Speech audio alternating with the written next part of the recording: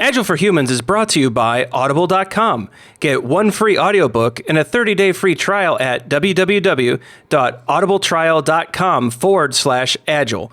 Over 180,000 titles to choose from for your iPhone, Android, Kindle, or MP3 player, including Scrum, The Art of Doing Twice the Work in Half the Time by Jeff Sutherland, and Crucial Conversations by Carrie Patterson. Visit www.audibletrial.com/agile to enjoy your free audiobook today. Processes and tools dominate today's Agile discussions, but we are devoted to the individuals and interactions that make it work. From the beginner to the veteran practitioner, we have something for you. Welcome to Agile for Humans.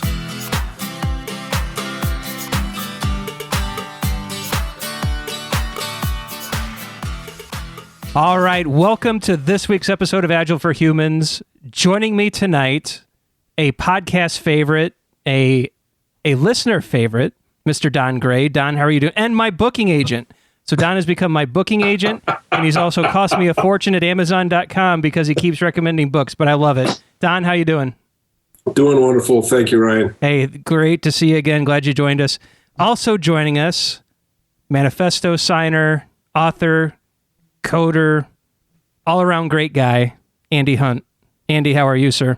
I am well, thank you. And apparently a very talented musician, given all the equipment we see behind you. So, well, avid gear collector, I think might be better, but very good, very good. Also joining us, former coder, current author, and methodology creator, Jared Richardson. Jared, how are you? Doing great, thank you. So we've brought this group together largely to help Don get some questions answered. This started as a discussion through email and Twitter, and it bled into a few different forums. But really, what's been going on lately is Andy and Jared have come up with the GROWS method.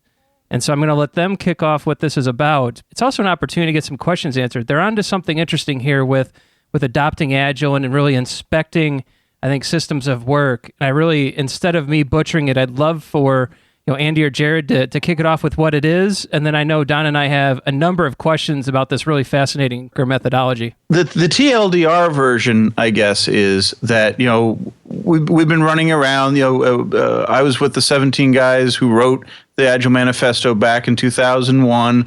A lot of that, of course, was built on prior art. The Scrum guys have been doing their thing for some time before that, and XP was coming together. So we've been doing this a long time now, right? It's 2016, just post-manifesto has been 15 years. And it occurred to me as I was talking to folks out in the wild there that we still really have a long way to go. If you look at any of the sort of vendor surveys and questionnaires and things that go out there, I was starting to get this real sinking feeling that most people, when you say, are you agile?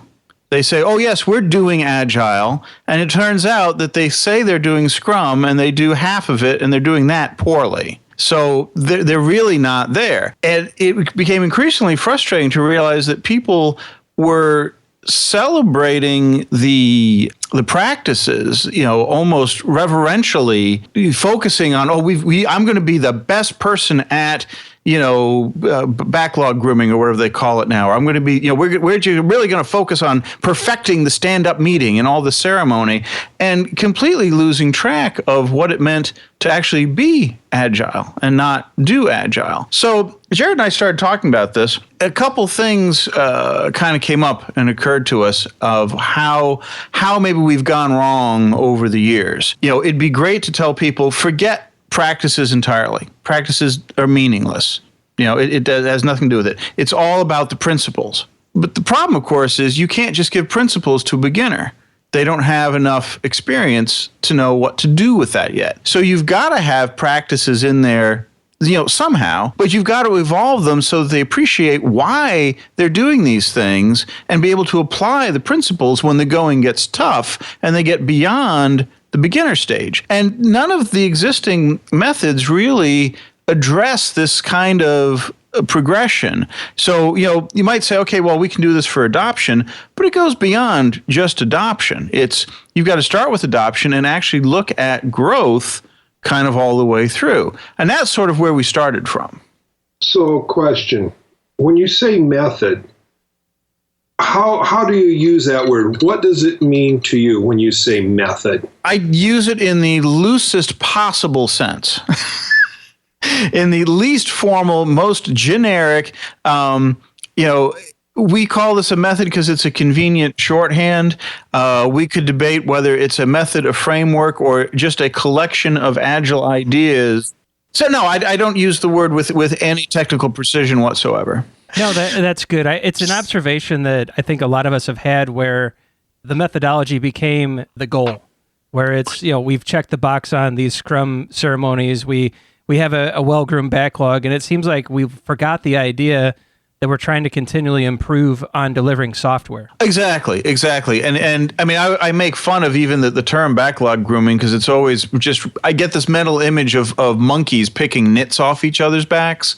It's just, I just get a real bad, I hear they moved away from that term now anyway. But let's call it it's refinement. A good thing. I think they now call it refinement, but that's fine. The idea being that, well, we're gonna manage the process as opposed to deliver valuable software frequently, and it just seems that we've lost the target. And so with the GROWS method, where do we begin? How do you get started when you want to, let's say that we're at a company where we want to evaluate agility, or we want to get some insights into what people are doing and try to make some recommendations on how they can improve their systems of work. Where do you start? Well, that's a couple questions nested there. Let me see if I can unpack that. The big things that we try to emphasize is, first of all, really hammering on the idea of continuous development, not episodic. So continuous build, continuous integration, continuous testing, where continuous actually means it's going on all the time. Jared's had folks he's talked to where their continuous build runs every third Friday. That's one of the existing problems we sort of run into is even with a Scrum practice like the daily stand-up, people will say, oh, yes, we run those on Thursdays. It's like, it's right in the name, folks. You're already doing it wrong. But regardless of that, the big thing we try to push is the continuous life, if you will, that everything is continuous, and the idea that we don't have all the answers.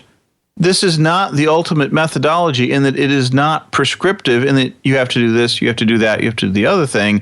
The idea is you have to experiment. You have to grow code, you have to grow skills, and you have to find out what works, both in the technical arena and what works with process for you. Now, the risk of that, of course, is you don't want a bunch of beginners going around saying, oh, well, we're experimenting. We're not going to do continuous builds. We're not going to do, user involvement, this kind of stuff. So we mediate that, we moderate that with using this idea of a skill model, skill stages that you go through, so that when you're a beginner to these ideas, to this process, going into that company you mentioned, starting from scratch, you start with the very earliest beginner level. This is the sippy cup of methods, right? It's designed for beginners. It's designed for safety. It's designed to actually deliver the simplified product, kind of thing. And that has very much a focus on the mechanical aspects of delivery, continuous build, continuous integration. Once you get that firm foundation in place, and some stat I saw was something around 50-60% of, quote, agile teams don't have continuous integration or builds or test in place. And if you don't have that, I don't see how you can be agile. I mean, you've lost the game right out of the gate. So we start with that. That's sort of the bare minimum. You've got to have that foundation in place.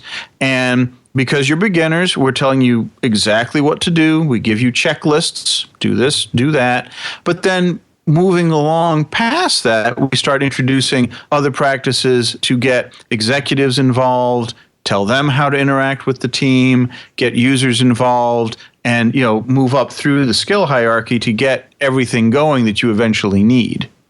So you have flipped the model then, because I know that you look at Scrum, Kanban, Less, DAD, SAFe. They leave the XP practices, which I think what you guys are emphasizing up front, out. And I think go ahead. Yeah. So the problem is, and people, because one of the things people keep asking us is, well, how is this different from Scrum? How is this different from XP? How is this different from lean? They're different things. What GROWS tries to do is provide a framework for you to use whatever sets of practices might work for you. Now, XP prescribes chiefly technical practices for the team. Doesn't really speak to how to interface with executives, wants you to interface with users, doesn't give you tremendous amount of guidance on how to do that. Scrum is a great lightweight project management framework, does not address the technical issues at all. They assume, of course you have them, you'd be fool not to, right? It's just an assumption. And even XP, as far as it goes, it doesn't have a practice saying you must use version control, because you'd be a fool not to. There's a level of assumption. XP assumes you've got this low-level set of skills and set of technologies. Scrum assumes you've got something like XP underneath it to shore up the technical areas. And, of course, what happens out in the world is those are faulty assumptions. Well, I would like to point out the flaw in your basic assumptions. Shoot. Unfortunately, it reinforces everything I see. So I'm at a loss here. Ryan, you're up. Okay, Don. So you're bringing craftsmanship explicitly back into the framework. How are people responding to that? And the reason, the motivation behind the question is, it's my own opinion that Scrum left those practices out because you can't teach those in a 2-day course. So you can. Well, it's kind of true, right? If you look at the model that Scrum Alliance and Scrum.org have picked up, we're going to sell 2-day classes. They do a 5-day developer course, but even that's not enough to become craftsmen. I think people say 6 months to really internalize these practices and to get some of those things smoothed out. How are people responding to that upfront investment when you say, look, you're going to have to get good at this before you're allowed to do that other stuff? So, again, there's a couple thoughts there. Yes, it takes time. Unfortunately, it's really a thing about our modern society. We want the soundbite answer. We want the simple, easy answer that we can just go do. And of course, it's not that easy. It takes some time. That's why we wanted to emphasize this path of skill development for individuals, for the team, for the organization, because it's a journey. One of the big reasons a lot of Agile adoption fail is because they try to do too much all at once. They just slam in. It's like, okay, we're doing everything different right now. Bang. Very disorienting, very hard to get your bearings. It takes time, and it is a progression. So that's part of it. The other part is the existing methods don't really have enough support for the other parts of the organization we have to interface with. It's still claimed that one of the biggest reasons most projects fail of any stripe, whether they're plan-based, like an old-fashioned waterfall kind of thing, or agile or half agile, or whatever it might be, one of the biggest reasons they fail is lack of executive involvement. And this is something Jared's seen a lot of and done a lot of work with. So if we can get, if we can actually deliver practices to executives and say, okay, we're not just going to hang you out on a limb here. This is what you should expect to get. This is what you should see from your teams. Here's how you interface with them. Here's how you get what you need. And now we've got executive buy-in. And the executives we've talked to so far have been really warm and receptive to this because they're seeing their personal benefit. This is what they can get out of this. I like how you've talked about what the executives can expect and get out of this.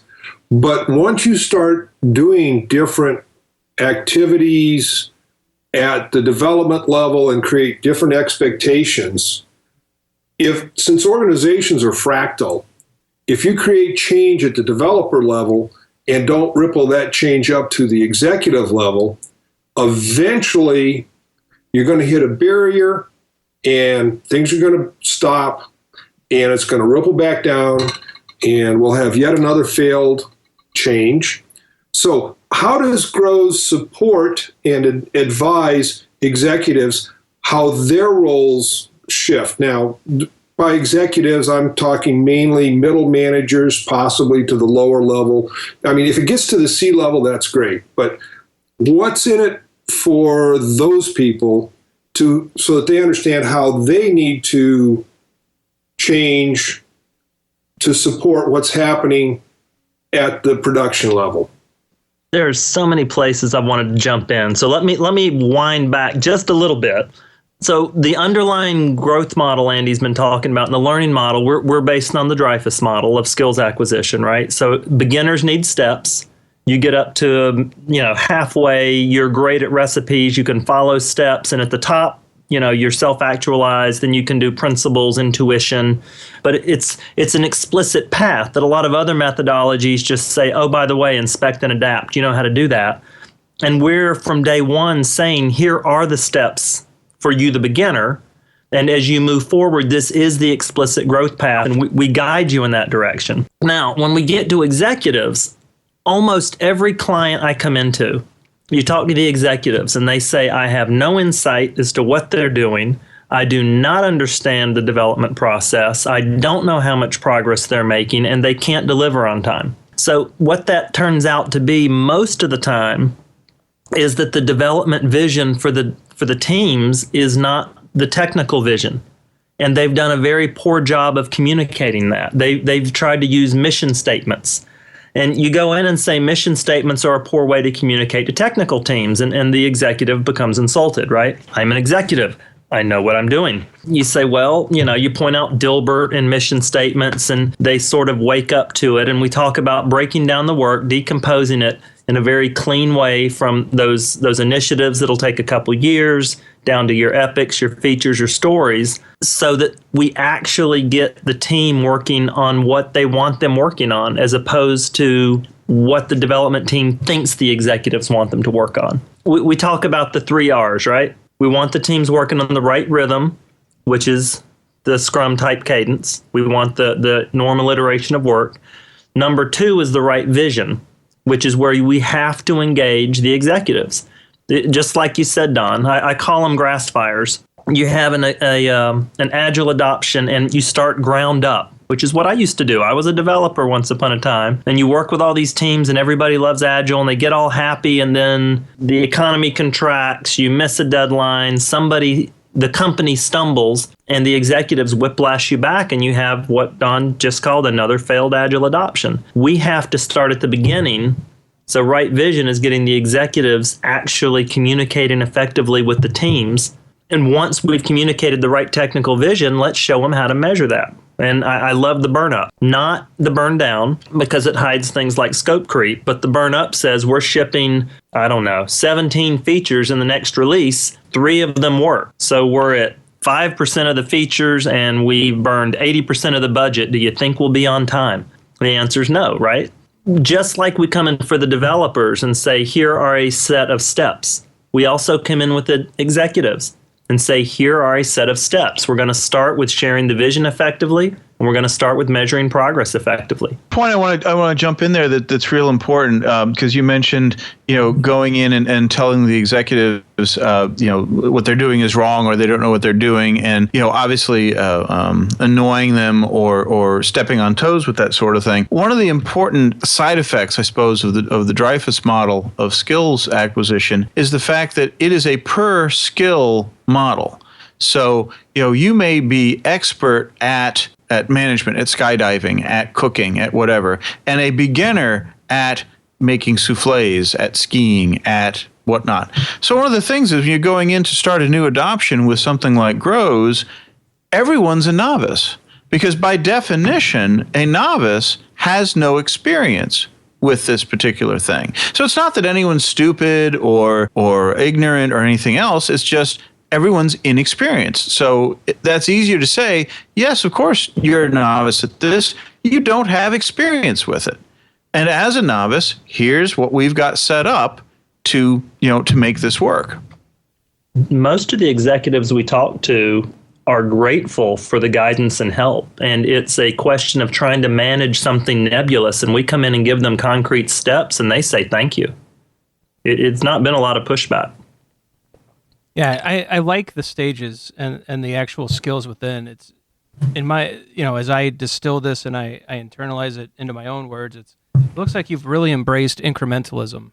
Yeah, absolutely. And in fact, almost one step beyond that, because one of the other things that we sort of have found out there in the wild, as done, not as preached, is the fact that you can tell people to be incremental and iterative all day long until your skin falls off, and they still don't do it. They will still do some big ceremony, some big event, some big episode, and not really be as incremental.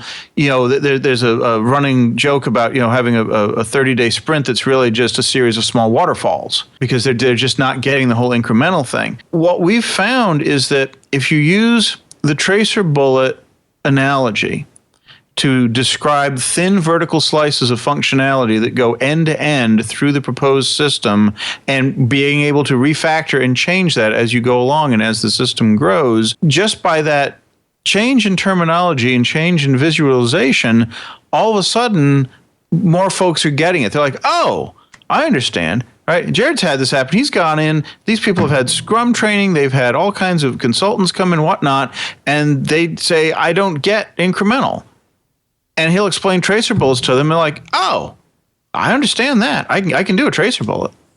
And what's interesting, too, is it seems like you've aligned the values across stages, across roles. What I mean by that is, stage 1, safety and hygiene for a team, is version control, continuous integration, time box, interruption protocols. And so what I see is basically establishing safety and focus.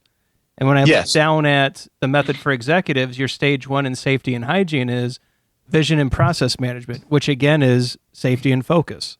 And absolutely. It seems, I really like on multiple levels that it's an incremental progression through agile practices and agile mindset, but it's also instilling the same values across roles. So you've cross-cut the roles, you've instilled the same value sets at the same times, and it seems like this is enabling very rich conversations between the various roles during each stage. Are you seeing that, or am I just making this up?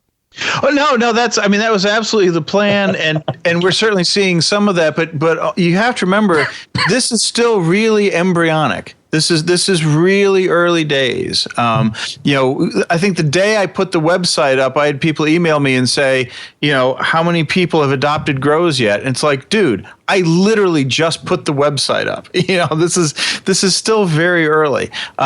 So we have folks doing this. We're getting a lot of good early reports, a lot of good encouraging words. We've had a lot of people, which I'm very, very pleased to hear, saying, we've been doing something like this, but it didn't have a name. And now we've got a name for it. In fact, one of the motivations that really, really frosted my cookies and made me actually start doing this was I had people who were saying, we want to actually be agile and experiment with different things and try stuff and inspect and adapt, and our company won't let us because that's not Scrum, that's not XP, that's not Lean, that's not Kanban. It's not in the book, therefore we can't do it. It's not canonical agile. And as soon as they start talking about having to adhere to canonical agile, after I threw up a little bit, it's like, okay, this is a problem. So if nothing else, if we fail on every other front, at a minimum, I'd like to be able to say, okay, Grows is at least a brand and a label that you can say, hey, we're doing Grows, and Grows says we can do this. We can inspect and adapt. We can be flexible. We can actually be agile. So that's really one of our biggest goals. Don just sent me a question here saying, do I get to offer certification? No, we don't. We're not going to have certification programs. I don't think that's the way to go. If you want to certify that someone's gone to a course and sat in a seat, that's wonderful, but that's not where we're at. When we give our workshops that we've just started doing, at the end of the workshop, you get this handsome framed certificate that says you have a license to experiment. And your executives, your boss signs it, and we sign it. And it has the attendee's name on it. So what you come away with is permission to inspect and adapt. And I think that's far more valuable. And again, it gets the conversation started much more importantly than a certificate would. What do you guys have in place for those times when inspect and adapt gets scary? I think we've all seen stories. For me, my base is Scrum. I love the framework. I think it's wonderful for getting people into the Agile world. But inevitably, when you adopt a problem-finding framework like Scrum, you pull back the carpet, you lift up the rug, you look underneath, and there's some really bad stuff there. The plan, and I'll let Jared jump in here in a second. The plan is that by going up through the skill model and starting with I don't want to say the easy stuff, but starting with the very mechanical stuff. It's kind of like when you're teaching kids physics and you give them the canned experiment and they're making ice cubes and melting it into ice, right? You know what's going to happen. You know how it's going to go. So we start them off running, quote, experiments, but they're fairly well constrained. You know what's going to go wrong. You know how to fix it. So we get them used to this environment, or at least the plan is, get them used to this environment of doing experiments, getting feedback, and reacting to it in a constrained and controlled manner. And having done that for a couple of skill stages as things increase, you get used to that idea. So by the time you get up to the big, hairy problems, you're at least used to that kind of a framework. It's like, oh, okay, we've uncovered something. Here's how we address it. And the other thing we do, beginners need steps. We give you steps on guidelines for your experimentation, right? If you look at the core concepts, we talk about only changing one thing at a time, small bites always. The workshop, we have a bit about experimentation and how to squeeze it down, what your experiment should look like. But as Andy said, a lot of this stuff we've seen it before, right? There's nothing new under the sun, whether you name it so you can talk about it or not. At the end of every practice, we have how to fail spectacularly. If you're really, you need a laugh, go to the Grows website, go look at the practices, and flip down to the how to fail spectacularly. Every one of those are real. There's no made up examples in there. Every one of those we can. I won't cite the client, but we can take those back to somebody we've encountered. We have the daily meetings on our daily stand-ups on Friday. That's an actual client. We have CI that runs at midnight, but it's CI. What did we originally call it, Andy? Oh yeah, we had it. So each practice that we list on the website has 8 or 9 sections that goes through these things. And this last one we initially called spectacularly stupid ideas that we had taken from real life. Folks saying, I really like all the benefits of test-driven development, but we don't want to write tests. Tell us what to do. These kinds of statements, it's like, wow, okay, this is just hard. Or, version control where, you write your own version control system instead of using something else, whatever. So we call this spectacularly stupid ideas. And one of the early beta testers, readers went through and said, guys, love your work, love what you've done with the practices here, but I can't work with this because what you've listed under spectacularly stupid ideas is actually our company's business plan. This is what we're doing, and I cannot show this to my management with it so labeled. So in deference to this poor fellow, we renamed it to How to Fail Spectacularly, and I wished him all the best. So you guys, we've talked about experimentation quite a bit. I think there's often confusion about what makes a good Agile experiment, how to frame them correctly, how to, I think as you said, squeeze them down so that they are perhaps not as risky or scary to the organization. Can you give some insights, perhaps from your workshop or what you guys have been writing and teaching others about forming experiments in an Agile context and some of the better practices that you've seen? What it comes down to really is trying to teach people how to look for and evaluate feedback. That's really kind of the essence of it. So, we have this sort of pattern language for the practices that we lay out. And for an adoption experiment for a practice, we'll say, okay, here's the setup, here's the trial that you do, here's how to evaluate the feedback. The idea being that by the time you get to the higher levels, you'll be making your own experiments and looking for your own feedback. But clearly, when you start off, the hard thing in inspect and adapt, as Agile says, is, well, how do you seek and properly evaluate feedback? How do you know what to look for? You don't want to get into the kind of crazy metrics gathering nonsense that, things like I don't know, like PSP does, or, CMM offshoots where you're just measuring gnats' eyebrows. We don't want to go down that road. You have to be very judicious in the feedback that you solicit. What's the old consultant saying? You get what you measure. So we try to start off with very, very concrete suggestions at the early stages to get people pointed in the right direction. So this is really calling back to a strong metrics program from the outset. So when you're working with executives and teams, what are the initial metrics? I know we mentioned the burn up and burn down charts, but what are the metrics that you're most interested in to help baseline an organization before they really start down these multiple stages? Well, here's a question for you. What is it we ship? Points? We ship points. We definitely we don't ship any of that crap. We ship working software. So let's decompose the work appropriately so that we have features and stories, right? Stories taking within a sprint, multiple days, features taking multiple sprints, but fitting within maybe a quarter. And let's measure the working software. Let's say, okay, for this release, we want 15 features in there. How many of those features was your team able to get working over the last 3 sprints? 0? I think that's an important point. I mean, you're really calling back to throughput as opposed to story points or anything like that. And I totally agree. Throughput gives you so many different measurements that are actually meaningful. So it's great to hear that that's a valued metric in your method. There's a hazard, and there are always hazards, because when we start to look at throughput and delivering value, we often look at people who are doing the work instead of the system that we create in which they work.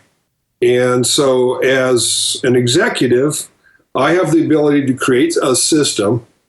I bring developers into this system and, hey, go forth and deliver. But if the system does not support the delivery and creation and delivery of software of value, let's go with value. That's really what we want. Then we tend to look at, oh, wait, yo is not doing well. And we fail to acknowledge what the wise guy said. Just my wise guy is Deming. Who is yours? One of the things you're hitting there in between the cracks is one of the things that we push very strongly is that the speed of the team of any team is a constant. So as an executive, I've put together this team, and this other team, and they are proceeding along. They've done 1 or 2, 3 sprints, time boxes, whatever we want to call them, and this is the rate at which they are working. So the important thing that we try to advocate right off the bat is that is their rate, and in the short to medium term, it's a constant. You cannot make them go faster. I mean, you can over time. If you're willing to measure in years and have training and whatnot, you can increase that perhaps. But for here and for now, that's a constant.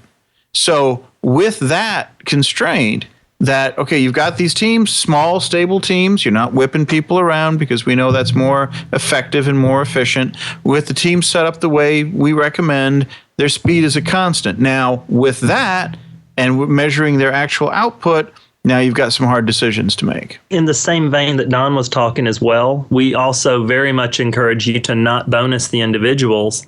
I want everyone on that team incented to coexist and to help the people beside them, instead of incenting Don to, well, we're gonna pay for the podcast based on the number of words spoken. At this point, I'm no longer incented to let Don say anything. I'm going to talk nonstop through because I want to, right? But if we reward and even the group, worse, this is the quietest I have been in any of the podcasts. That's a true story right there. And also just to take, because I have an inherent rash to the word metric. Not that there's anything wrong with it. It's just, again, it's one of these things that can be so easily misunderstood and misused. It tends to make my hairs raise a little bit. So we evaluate feedback. Sometimes that might be a numeric quantity. It might be a metric. Sometimes it's not. It's just a Boolean capability. So, for instance, at the very beginning, talking about something simple and basic like version control, right? The feedback do you use version control? Everyone says yes. Great. But then you start asking more particular questions. Can you check out and build the entire product and deploy it? Well, no, we don't have the manual. We don't have the deployment scripts. The chef, the Ansible stuff is over here somewhere else. It starts breaking down a bit. So the feedback that you evaluate to see, are you doing version control correctly, is very simple. Can you check the whole bloody thing out and build it? There are activities, I suppose, if you want, or events that you can evaluate for feedback. And there are some things that we measure, burn up charts and that sort of thing.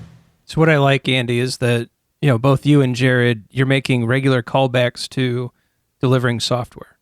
And I find... You think? Isn't that a novel idea?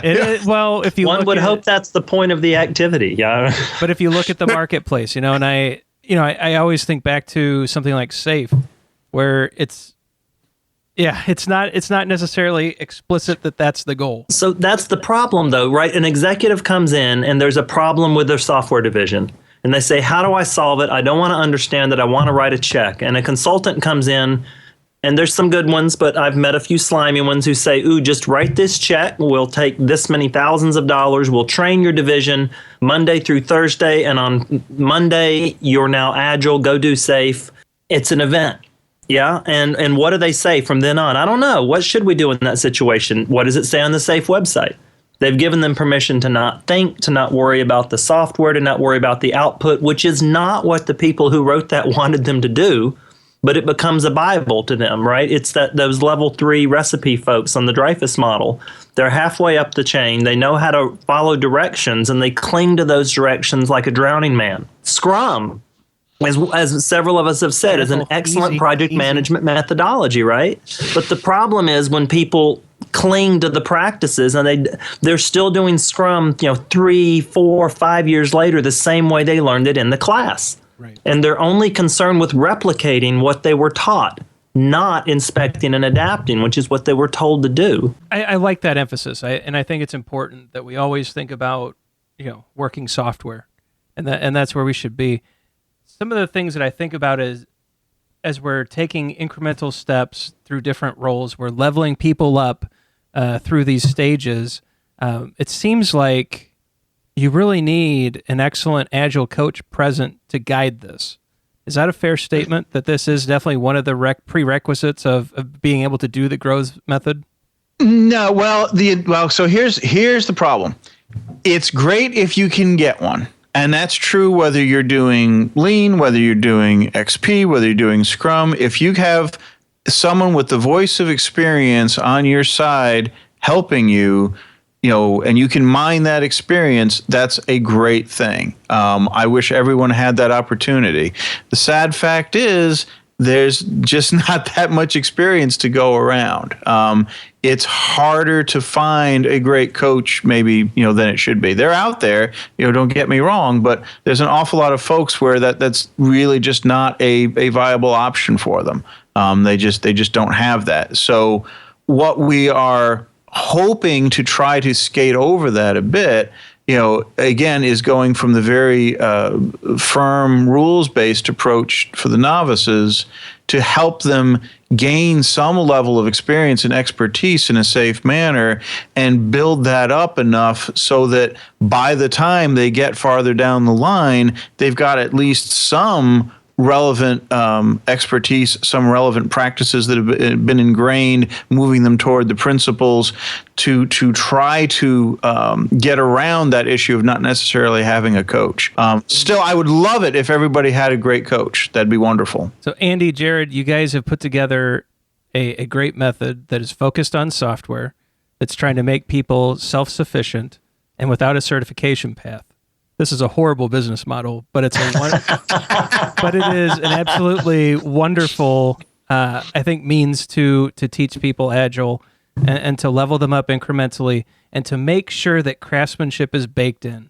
And so I really appreciate you guys taking the time tonight to give people just a taste of what the Grows Method could be. And again, I believe the website is growsmethod.com for those who really want to dig in and learn more. And I think you have links to the stages, the roles, the practices, some workshops, some articles. It's a very comprehensive site that I'm going to spend a lot more time going through. And I think you guys have done a phenomenal job of just laying everything out. Again, your business model is awful, but your let me tell you about that for just a second, because that's one of the questions is, okay, what's the catch? What is our business model? Where do we get our coin out of this? And our intent is that this is basically free for you to use. Where we want to make our money, if you're teaching this to someone else, we will support you. We will give you a nice workbook. We've got some 250, 300-page workbook that we use in our workshops. And if you want to teach Grows to someone, we will take a cut of that. We will provide you with workbooks. We'll provide you with material. We want to get this information out there. In fact, sometime either later this week or start of next, we've had a number of folks say, see either me or Jared give a presentation at a conference, and they want to give a Grows presentation to their local user group, internally at their corporation, that sort of thing. So we've got a special slide deck that's just about up that you can just download, and it's got presenter notes and everything, and you can give a Grows presentation to your people and get them interested and started on it. And I think, this kind of thing, letting people go out and do this themselves and get it out there and get these ideas rolling, to me is really the most important part, because it says right in the Agile Manifesto, one of the principles says, at regular intervals, the team reflects on how to become more effective and tunes and adjusts its behavior accordingly. That's not talking about refactoring code. That's talking about refactoring your method. And what has changed in Scrum or XP in the last 15 years, 10 years? How many new practices? Yeah. How many new practices have we gotten? How many variations on the theme do we have? I mean, a little bit here and there, but if you think about the kind of software we're building today versus what we were, carpet bombing CDs 15 years ago, it's a very different world. And have we changed our approaches radically because of that? No. Should we have? Maybe. So if nothing else, I want people out there experimenting, trying different things, and letting us know what they've found. At the heart of Agile is experimentation, and to make that explicit, I think you're going to help a lot of people. So I really appreciate you guys coming on, sharing the Grows Method with the Agile for Humans listeners. I think they're going to get a lot out of it if they do take the opportunity to dig through it. So before we get into some of the plugs and promotions, Andy, since I do have you and you are one of the signers of the manifesto, whenever I get the opportunity to meet one of you guys, I always ask, and just so you know, I've asked a number of you guys, and the answer is always different. So I'm wondering if what you would have to say about this, but what was the wackiest moment as you guys were together, putting together that great manifesto? The wackiest moment. That's an interesting question. I don't usually get asked that way. It's usually what was the most profound, or what was the big reveal, or the this or that. It was a really interesting time. We had 17 people with wildly different backgrounds, different approaches. Even though we'd all were kind of coalescing and agreeing on this. We didn't even know what to call it when we got there. I've got a screen capture of the hotel's video conference system that had called it the Lightweight Methods Conference, because we had to call it something to book it. And when Bob Martin booked it, I guess that's what he put in. So we didn't even know what to call it at first. And just to sit and watch these 17 very different people try to hammer out, what do we believe about this? What do we think is important? What do we even concur on? And there was great debate even on something like the length of a time-boxed iteration. And if you go through and read the manifesto, all of a sudden it reads in this real committee speak, because that was kind of the best we could hammer out. These folks wanted it really long. These folks wanted it really short. Dave and I were trying to be pragmatic, dare I say. So it was that was all really interesting. probably when everyone wanted to head off to the hot tub, I guess, would be that, wow. And I totally blame Alistair for that. But he actually gets blamed for a number of the wacky moments. So that's kind of interesting. Bless his heart. Couldn't have done it without him. Absolutely. Well, it was a very, despite what people may have said, there were no arrests, and it was a very, there were no indictments, certainly. It was a very, very, professional get-together. I was really impressed, especially in this day of internet comment trolls and all the vitriol that gets spewed at people who aren't on your side and your team. This was a remarkable group of very passionate, very committed, professional people having a very intense, very interesting discussion. And, in hindsight, wow, what a cool thing, and how unfortunate that that's maybe less common these days than it should be. So, guys, this is the end of our time box, and being the good Agilists that we are, we need to respect that. So this is the part of the show, as Don alluded to, that you get to plug anything you like, anything that you want to get in front of the listeners, or something else that you think they should know about. And so I'm going to start with my wonderful booking agent, Don Gray. Just want to make sure I say thank you for setting this up, Don. I really appreciate it. This has been refreshing. So I really love hearing about methods that are actually about delivering software and about experimentation. So thank you for bringing this together. And what do you have to put in front of the listeners tonight, Don? Coaching Beyond the Team, where we talk about a lot of the things we've discussed tonight. When you look at Agile or changing your basic software development, fractal organizations, you're dealing with organizational change, organizational development. Coaching is a certain amount of extending what you already have.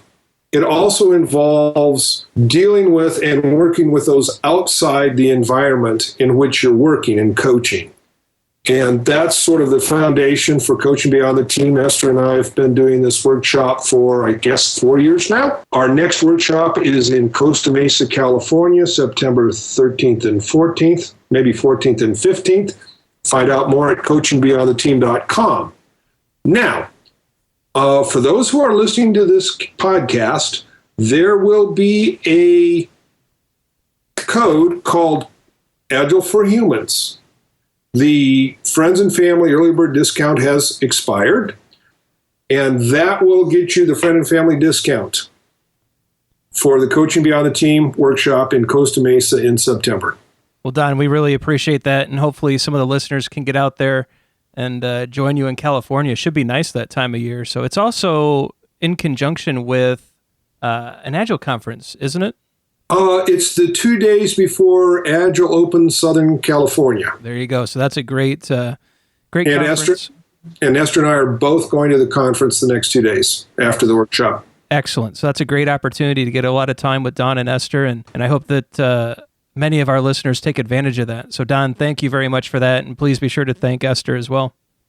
Jared, how can people get a hold of you? What do you have to share with the audience? What else should we know about? The best shameless plug I'm going to throw back out is for the Grows Method 2-day workshop. So it's a general purpose workshop. We've done it at a few conferences. We've had a few open ones. We've done some for private clients. But it is from your management right on down to developers and testers, a general purpose 2-day introduction to the Grows methodology. And by the time this comes out, we will probably have the executive 2-day workshop posted on the website as well. You have the leaders in your organization from middle management all the way up to the C-level who want to understand the way the software system should work and how they can responsibly engage. We'll have that posted as well. So there will be a version or a flavor of the class for you and your team, and another flavor of the class for you and your leaders. growsmethod.com. And so, Andy, I'm going to steal one of your plugs real quick. Andy is the author of a number of books, but a book that I think changed the software world, The Pragmatic Programmer from Journeyman to Master. It came out in '99, joint effort between Andy and his pragmatic programmer partner, Dave Thomas. That book changed programming, and so it made my career as a developer so much more enjoyable. I know it impacted many teams around me. The book holds up very well today. It's one that anyone that works on one of my teams, they get a copy and they have to read it. I wanted to throw that one out there and just say quick appreciation for that book. It truly did change my career as a programmer. Oh, thank you. I met Andy just while he was writing that book, and he said, "Do you want to review it?" So picture me, the young kid right out of college. This is the first book I've ever reviewed, and it's this one. How do you not sit there and go, "Oh, it's great. Oh, it's great. Oh, it's terrible." So I'm trying, But if you go to the front of the book, right, and look at the quotes, this is how I tell people. On the front of that quote page are a bunch of really famous people, John Lakos, Kent Beck, the names. Then on the back of that page is a bunch of people that are friends of Andy's. I think all of us were in RTP, and we were the filler quotes. But I am one of the quotes in the front of, I'm on page 2, but I'm in there. Hey, that's a claim to fame. That's a classic book. So. Those were the days. Well, and funny, I don't want to take too much time in the post credits here, but how that book came about, when Dave and I started, we did not intend to write a book, let alone a popular book. We started that out as a white paper for our clients. So it was a need that we were going out and we were trying to explain to clients, explain to executives, explain to developers, here's what you really should be doing, here's how you should think about these things. And, like most projects, it started as a simple little white paper and it grew, right? Scope creep. But that's how that came about. It's like this was just a need that, we felt, had to be addressed. Yeah, it's foundational. And I hope that if you are out there working in an agile context or just a development context or whatever it is that you're doing that touches software, read the book. Thanks for that. While we're talking about plugs, so since then, we Dave and I had started the Pragmatic Bookshelf. We founded that in 2003, so that's going 13 years strong now. We've published some, I'd have to count. We're somewhere between 250 and 300 titles, I think, that we've published. All kinds of great stuff from Ruby and Rails through Clojure, now Elixir and Phoenix, a bunch of Agile books. Esther's got some books with us, Joanna Rothman, lots of great stuff. And since we're doing the coupon thing, I will make a special coupon for listeners of this podcast. If you use the coupon code Agile4Humans with proper camel case, as one would. Then you will get let's call it a 35% discount. How's that? I guess I know where I'm shopping later today. So, no, Andy, that's very generous and can't thank you enough. There's a lot of great books out there. I know The Nature of Software Development by Ron Jeffries is one that I recently picked up that went through you guys, and an excellent read. As you stated, Esther and Joanna Rothman, they've got some great books out there. So 35% off with the code Agile4Humans. That's very nice of you, Andy. Thank you. And that's at pragprog.com. That's the publishing business. As Jared mentioned, our new Grows initiative that Jared and I are behind is at growsmethod.com.